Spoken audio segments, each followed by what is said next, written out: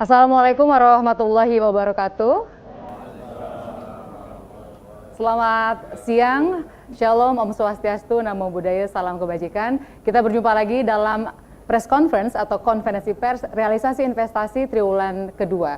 Dan pada kesempatan ini adalah kesempatan yang selalu baik bagi kami, Kementerian Investasi BKPM, untuk menyampaikan kepada publik tentang capaian yang sudah dihasilkan dalam periode triwulan kedua, juga Januari hingga bulan Juni tahun 2024. Ini juga bagian dari transparansi kepada publik atas apa-apa yang dilakukan, tidak hanya yang dilakukan oleh Kementerian Investasi BKPM, tetapi juga berkolaborasi dengan pemerintah pusat, kementerian lembaga, dan juga pemerintah daerah, khususnya DPMPTSP, Provinsi, Kabupaten, dan Kota. Dan kesempatan pada hari ini, sebelum kita mengikuti penjelasan pemaparan langsung dari Menteri Investasi Kepala BKPM, kita akan melihat bagaimana kinerja Kementerian Investasi dalam kurang lebih 5 tahun terakhir. Dan hasil yang kita lihat setiap triwulan, ini adalah kolaborasi semua unit, tidak hanya Kedeputian Pengendalian dan Pelaksanaan, tetapi mulai dari Kedeputian Perencanaan, Teknologi Informasi, Promosi, kemudian kerjasama, pengembangan iklim, pelayanan, dan juga hilirisasi. Bismillahirrahmanirrahim. Assalamualaikum warahmatullahi wabarakatuh. Shalom, Om Swastiastu, Namo Buddhaya, Salam Kebajikan. Yang saya hormati Pak Wamen, Pak Yuliot, Pak Sesmen, dan seluruh pejabat di Kementerian Investasi, teman-teman media yang saya hormati, saya cintai, baik yang ada di ruangan ini maupun di luar yang ikut lewat Zoom, seluruh hadirin yang mengikuti acara ini, khususnya yang saya hormati, banggakan kepala-kepala DPMPTSP, baik provinsi, kabupaten, kota yang ada dari Sabang sampai Merauke. Tidak terasa perjalanan panjang kita dalam mengurus investasi ini sudah masuk tahun terakhir dari proses priorisasi masa jabatan presiden yang kedua. Saya ingat betul, saya masuk di Kementerian Investasi bulan Oktober, dan 2 hari kemudian saya mengumumkan realisasi kuartal ketiga di tahun 2029. Dan kuartal keempatnya di Januari 2020. Artinya untuk priorisasi kali ini adalah pengumuman kuartal kedua terakhir di tahun 2024. Dan selanjutnya nanti akan diumumkan oleh pemimpin yang akan melanjutkan kepemimpinan di Kementerian Investasi. Karena itu saya akan mencoba untuk menyampaikan secara komprehensif dari apa yang harus kita lakukan dalam kurun waktu hampir 5 tahun. Teman-teman media, saya ingat betul waktu saya masuk, total realisasi investasi kami di 2019 adalah 795 triliun. Dan dari 795 triliun itu, komposisi daripada investasi Jawa dan luar Jawa, di luar Jawa lebih banyak, di Jawa lebih banyak. Dengan penciptaan lapangan kerja tidak mencapai 1 juta waktu itu. Dan alhamdulillah perintah Bapak Presiden harus kita mendorong pemerataan pertumbuhan ekonomi, dan salah satu instrumennya adalah investasi. Karena investasi adalah satu instrumen untuk menciptakan kawasan pertumbuhan ekonomi baru. Dan karena itu sekarang di 2023 kemarin dari 795 triliun di 2019, 2023 akhir mencapai 1.418 triliun. Dan tahun ini ditargetkan oleh Bapak Presiden dalam rangka menjaga pertumbuhan ekonomi kita di atas 5% harus mencapai 1.650 triliun. Dan karena itu izinkan saya untuk memaparkan capaian daripada realisasi investasi di kuartal kedua. Dan karena itu saya lewat saya izin lewat sini aja.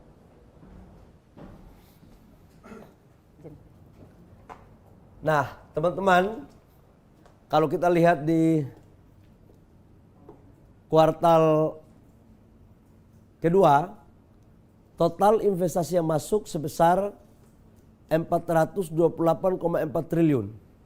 Tumbuh secara Q&Q 6,7%, year on year-nya 22,5%. Artinya kalau dibandingkan dengan bulan kemarin, itu tumbuh sebesar dari kuartal pertama ke kuartal kedua, tumbuh sekitar 6,7%. Tapi kalau di kuartal kedua dibandingkan dengan kuartal kedua di tahun 2023, itu tumbuh 22,5%. Dengan penyerapan tenaga kerja sebesar 677.623 orang. Komposisi antara PMA dan PMDN, PMA-nya 50,7%. Alhamdulillah masih bagus, dan PMDN-nya 49,3%. Teman-teman semua, kita kan tahu bahwa ekonomi global sekarang masih dalam kondisi yang memprihatinkan. Bahkan sudah ada 95 negara yang sekarang sudah menjadi pasien IMF. Dan di balik ketidakpastian ekonomi global itu, kita tetap bersyukur bahwa publik global masih mempercayai negara kita sebagai salah satu tujuan negara yang investasi. Karena kalau kita lihat di sini FDI kita PMA masih di angka 50,7, tumbuh 16,6%. Masih tumbuh 16,6%. Dan untuk PMDN ini yang luar biasa, kita apresiasi teman-teman kita dalam negeri itu tumbuh sebesar 29,1% secara year on year. Ini luar biasa sekali. Kemudian untuk Jawa dan luar Jawa, di Jawa 49,8%, tumbuh 27,1%. Di luar Jawa itu 50,2%, tumbuh 18,3%. Teman-teman, ini bisa lihat teman-teman media, untuk tumbuh, ini jangan-jangan belum dibayar ini ya. Itu bisa, Pak. Jawa itu tumbuhnya tinggi sekali, kurang besar. Itu Jawa tumbuhnya besar sekali, sebesar 27,1% dibandingkan dengan luar Jawa yang tumbuhnya 18,3%. Biasanya pada kuartal-kuartal sebelumnya itu di luar Jawa tumbuhnya lebih gede daripada di Jawa. Yang berikut yang berikut di komposisi mana aja? Di komposisi mana aja yang paling banyak masuk untuk di sektor? Sektor yang pertama teman-teman adalah di sektor industri logam dasar, barang logam bukan mesin, peralatannya. Ini menunjukkan bahwa di sektor hilirisasi berjalan masif karena dia menempati nomor pertama dengan angka 17,3% atau 74 triliun. Kemudian sektor pertambangan 10,6% atau 45,6 triliun. Transportasi, gudang, telekomunikasi tumbuh sebesar 9,6%.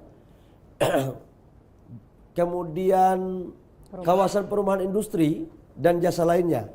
Kalau kita lihat ini terintegrasi betul. Mereka satu siklus ini. Jadi hilirisasi yang paling banyak ini masih di sektor pertambangan.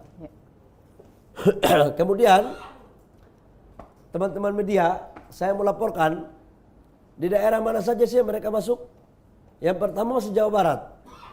Ya, Jawa Barat 63,7 triliun. Kemudian DKI Jakarta itu kurang lebih sekitar 62 triliun, Jawa Timur 35, Banten 33, Sulawesi Tengah 32. Ini antara PMA dan PMDN. Artinya Sulawesi Tengah ini luar biasa sekali. Coba PMA-nya dong. PMA saja. Coba di PMA-nya mana? Iya, ini Pak. Kalau PMA-nya aja itu DKI Jakarta, Maluku Utara, Sulawesi Tengah, Banten dan Jawa Barat. Ya. Nah, negara mana saja masuk 5 besar? Ini adalah Singapura, Tiongkok, Hong Kong, Korea Selatan dan Amerika Serikat. Kalau kita lihat di Singapura 4,6 miliar, kemudian Tiongkok 2 miliar, Hong Kong 1,9, Korea Selatan masuk nomor 4 nih, 1,3 dan Amerika Serikat. Jadi 5 besar ini Korea Selatan menggeser Jepang. Biasanya Jepang. Tapi ini sangat dinamis ya. Ya. Kalau ada pilpres pasti saya katakan mau lagi bersaing pencalonan, tapi sudah tidak ada pilpres jadi sudah selesai. Ini tinggal investasinya aja yang bersaing. Selanjutnya Januari sampai Juni, Pak. Coba Januari sampai Juni coba. Nah, teman-teman media, alhamdulillah satu semester sekarang kita sudah mencapai 829,9 triliun, tumbuh 22,3%. Kemudian penyerapan tenaga kerjanya itu 1.225.042 orang. Dengan target dari 1.650 triliun, kita sudah mencapai 50,3%. Alhamdulillah. Jadi kalau siapa yang menjadi penerus saya ke depan, dia tinggal mencari 49,7%. Jadi udah alhamdulillah. Dan kalau kita melihat dari target Renstra kita itu hanya 1.239 triliun. Renstra ya. Kalau 1.650 ini target dari presiden. Nah kalau kita combine dari Renstra itu kita capai 67%. Ini luar biasa sekali. Dan PMA PMDN, PMA-nya 50,8%, PMDN-nya 49,2%. Nah ini dong, baru ada nyawanya. Kemudian ini Jawa luar Jawa 2023. Jawa luar Jawa 2023 di semester 1 2023 itu 52,3.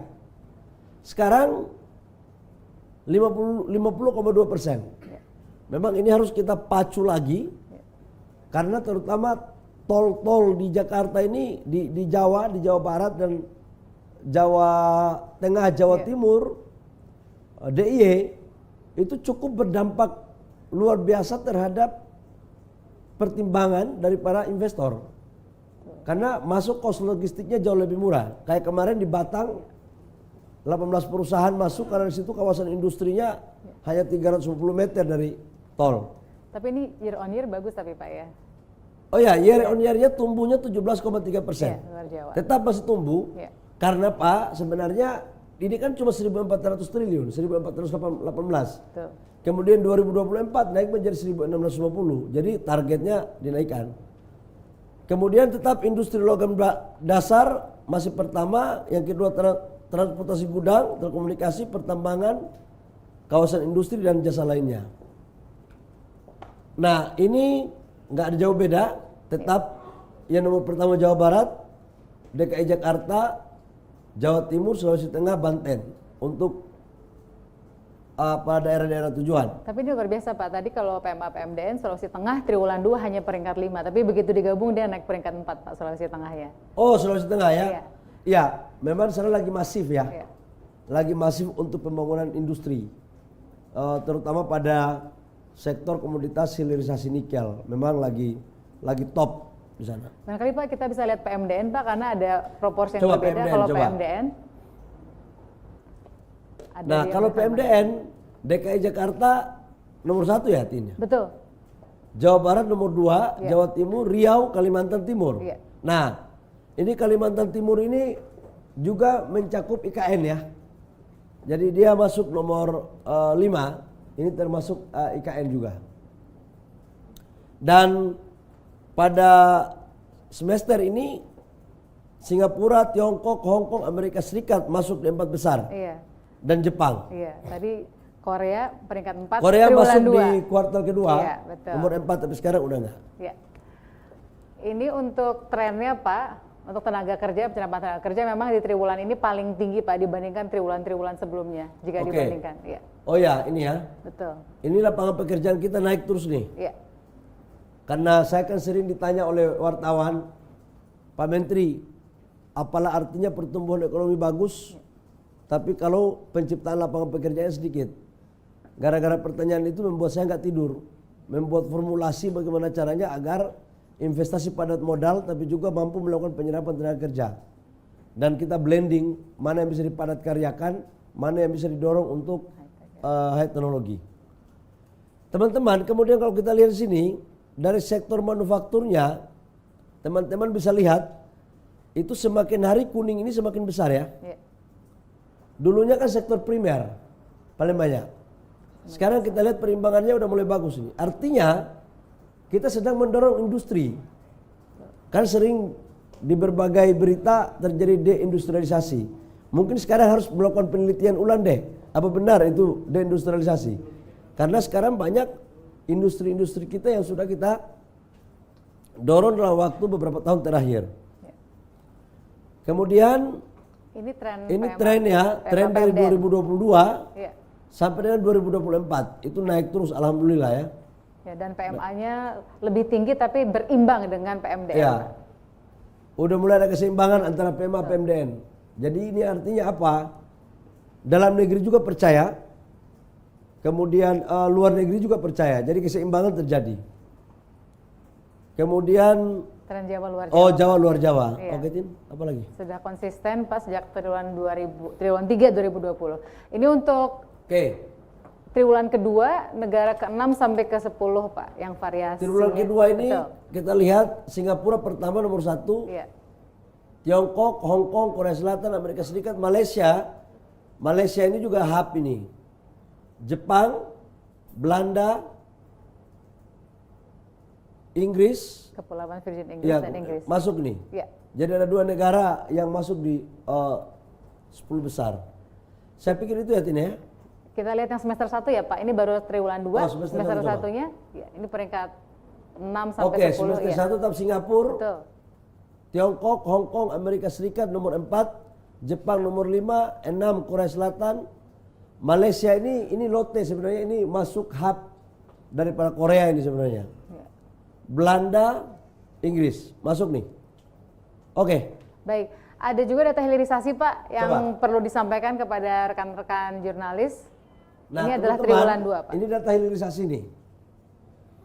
Jadi total hilirisasi pada kuartal kedua itu sebesar 105,6 triliun rupiah atau 24,6% dari total realisasi investasi di kuartal kedua. Di mana dari mineral itu sebesar 70,9 triliun, kehutanan 11,2 triliun, pertanian 12,5 triliun, minyak dan gas 5,8 triliun, kemudian baterai listrik itu 5,2 triliun. Totalnya 105. Coba minta satu semester. Satu semester, kita lihat datanya seperti ini. Nah, ini satu semester. Dari Januari sampai Juni. Itu untuk smelter mineral 114,1 triliun, terlalu banyak soalnya. Kita tiap hari sebut angka uang orang aja. 114,1 triliun, dari nikel 80, tembaga 28, boksit 5,1, timah yang masih kecil. Tapi memang timah ini industrinya beda dengan nikel atau boksit, karena memang nilai investasinya juga nggak banyak.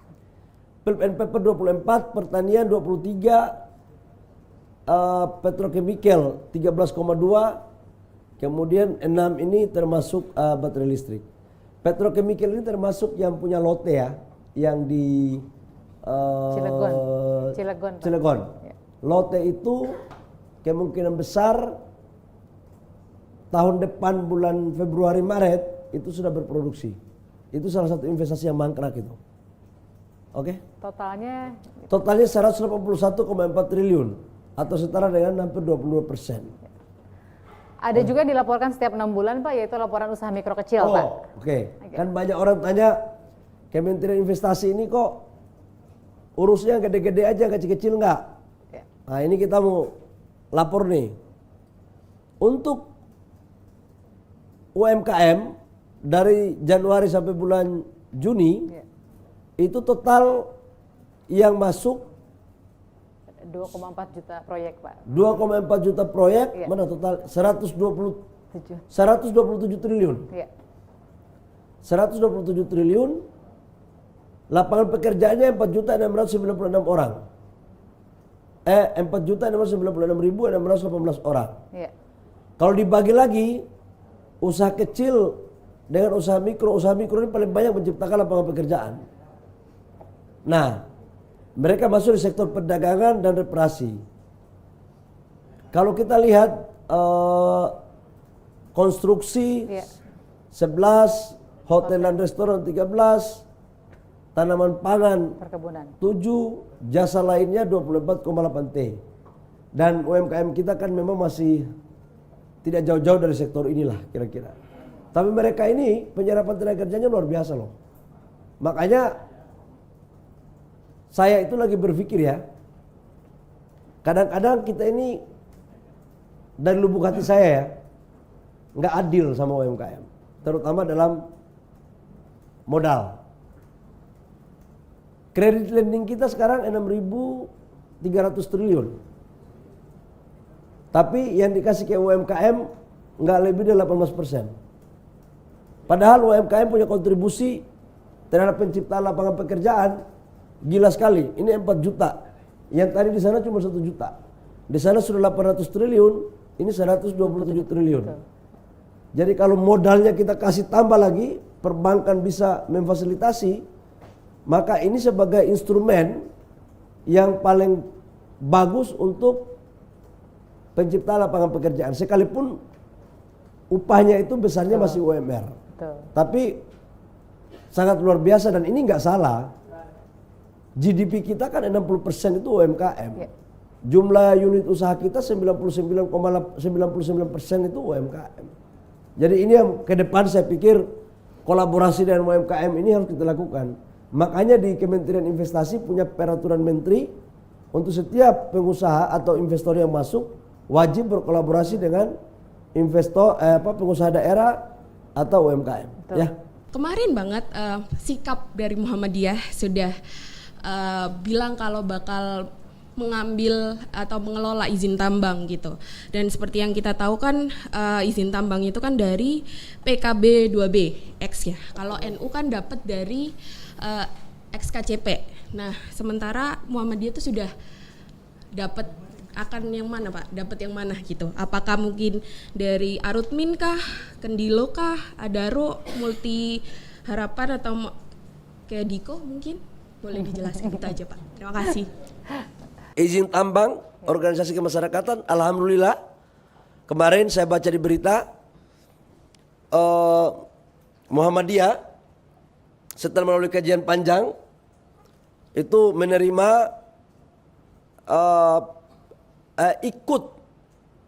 ikut serta dalam menjalankan program pemerintah terkait dengan pemberian konsesi. Dan kemarin saya sudah ditelepon oleh Pak Muhajir sebagai ketua tim yang ditunjuk dari rapat Muhammadiyah untuk pengelolaan tambang ini.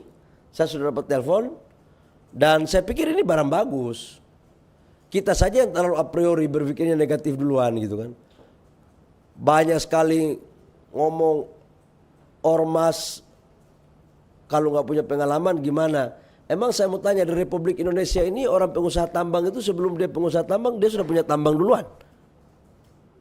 Orang bilang lingkungan nanti rusak kalau organisasi keagamaan yang mengelola, yang benar aja lah. Sekarang aja nggak ada organisasi keagamaan yang mengelola, sebagian begitu. Justru kehadiran organisasi keagamaan ini untuk memberikan contoh kepada investor lain, kelola tambang yang baik dong, lingkungannya dijaga gitu loh. Yang ketiga, justru kita terlambat menurut saya. Presiden yang berani untuk memberikan begini hanya Presiden Jokowi. Ini adalah bagian daripada penterjemahan dan implementasi pasal 33 Undang-Undang Dasar 45. Dinyatakan bahwa seluruh kekayaan yang dimiliki oleh negara kita baik laut, udara dan darat itu dipergunakan semaksimalnya untuk kesejahteraan rakyat. Dan ada demokrasi ekonomi. Yang namanya demokrasi ekonomi itu harus inklusif. Sila kelima itu bicara tentang keadilan sosial bagi seluruh rakyat Indonesia. Negara ini dibangun bukan pemberian, ini perjuangan yang diperjuangkan oleh tokoh-tokoh agama, baik Islam, Kristen, Katolik, Buddha, Hindu. Pada saat Indonesia kita merdeka, agresi militer tahun 48, yang membuat fatwa jihad siapa? Para ulama. Bukan para konglomerat, bukan para pengusaha-pengusaha itu. Ya mohon maaf ya, saya harus ngomong jujur. Pada saat konflik di Ambon, di Poso, yang mendamaikan siapa? Tokoh-tokoh agama semua. Masa di saat Indonesia sakit, yang disuruh merawat Ibu Pertiwi, tokoh-tokoh agama. Pada saat Indonesia pesta pora, tokoh-tokoh agama dibilang nggak boleh terima. Yang bisa terima hanya konglo aja. Itu enak dulu, nggak enak di kita dong kalau begitu cara berpikirnya. Dan cara berpikir ini menurut saya bertentangan dengan substansi daripada Pancasila dan Undang-Undang 45. Cuma selama ini kan nggak ada berani yang melakukan itu. Datang Pak Presiden Jokowi. Ini adalah bagian daripada program dari retribusi. Nah tapi kan retribusi ini kan harus dengan cara yang elegan, bermartabat dan beraturan. Nah aturannya kita buatkan. Di dalam Undang-Undang Minerba itu dinyatakan di pasal 6 itu dinyatakan bahwa pemerintah berkewenangan untuk memberikan WUPK dengan skala prioritas. Cuman selama ini belum ada PP-nya. Kita buatkanlah PP-nya, cantolannya di pasal 6. Orang kan maunya hanya BUMN. Dalam hati saya di mana sih hati kita ini? Kita kalau mau kasih ke rakyat kok susahnya minta ampun gitu loh. Tapi kalau kasih ke konglomerat, kasih ke investor asing, semua setuju. Jadi sebenarnya yang anti asing ini siapa gitu loh. Aku mau nanya, Pak Presiden Jokowi mau membela rakyat. Membela NU, membela Muhammadiyah, membela Katolik, membela Protestan, membela Hindu, membela Buddha. Masa di saat begitu dibilang bahwa kita nggak boleh dikasih, tapi kalau asing datang ambil, diam aja. Nanti datang lagi Kementerian Investasi bilang jangan hanya berpikir asing-asing, kita juga berpikir. Jadi jangan terjadi apa ya, ambigu gitu loh. Negara itu nggak boleh ambigu. Dan saya menjalankan apa yang diperintahkan oleh Pak Presiden Jokowi. Saya eksekusi. Nah terkait dengan Muhammadiyah, karena sudah disampaikan, saya kasih prolog panjang dulu biar kamu paham tujuannya. Ya kan? Jadi terkait dengan Muhammadiyah, insya Allah kita akan memberikan dari ex PKP 2B yang paling bagus. Di luar daripada KPC. Yang mananya nanti saya laporkan ke Presiden dulu, baru saya laporkan ke kamu. Ya, karena pimpinan saya Presiden, jangan sampai saya lapor. Nanti kalau saya laporkan di kamu, belum saya lapor ke Presiden, besok pagi saya reshuffle. Bahaya kan? Gitu. Nanti dibilang kamu ini belum ada laporan, udah kasih ke media gitu. Ya deh ya. Tapi yakinlah bahwa niat kita baik. Niat kita baik untuk organisasi-organisasi keagamaan ini supaya apa? Mereka yang dikasih itu kan bukan organisasinya, tapi badan usaha yang dimiliki oleh organisasinya. Supaya mereka ada pendapatan halal, pendapatan yang sah, sesuai aturan, dipakailah program ini untuk sekolah, untuk kesehatan, fakir miskin, orang yang membutuhkan. Supaya apa? Mereka bisa membantu, merasa terbantu. Justru menurut saya kita terlambat kok, negara terlambat. Dan kalau saya diskusi sama Pak Prabowo, kata Pak Prabowo, jangan hanya itu Mas Bahlil. Dilihat juga organisasi-organisasi lain yang punya kontribusi kepada negara, yang klasifikasinya memenuhi syarat, ya kita kasih saja. Daripada kasih yang lain nggak jelas pula sebagian kan.